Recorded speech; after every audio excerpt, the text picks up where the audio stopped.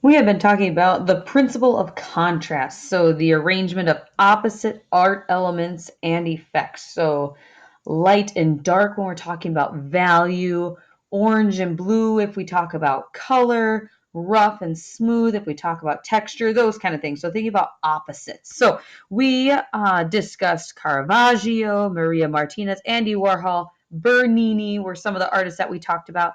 How we used values, so dark and light. For both Caravaggio and Maria Martinez, we had color versus black and white, so using color for Andy Warhol's work, and also texture, try to make things the contrast between the hair and the skin in Bernini's sculpture. So when we talk about contrast, we're thinking about opposites. So here are some examples for you guys.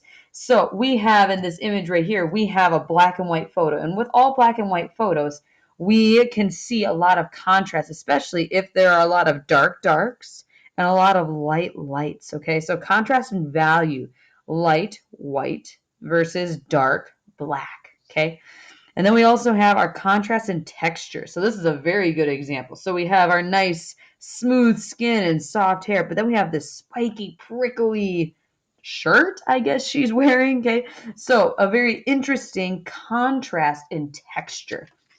So your exercise that you'll be doing for this principle looks like this. There we go. So definition of contrast right again here at the top. So your arrangement of opposite art elements and effects. And your first part is to identify what art element is being used to create the contrast in here. Okay. So you're thinking about, okay, is it texture? There's a difference in texture here? Is there a difference in the shape that's being used?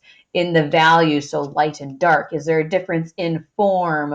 If it's a three-dimensional object, is there a difference in color? Well, probably not, because it's not it's not printed in color. It's printed in black and white, guys. And then what about space? Okay, things that are super close versus things that are super far away. Okay, so what is the contrast that you are seeing here? Okay, what's the big difference that you notice?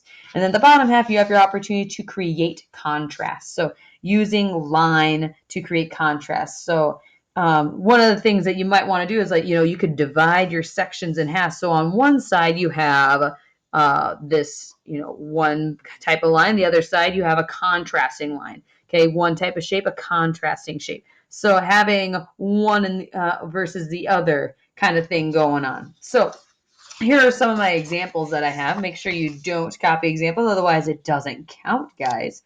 Okay, so if I drew my lines, I got my straight lines versus my crooked lines, okay?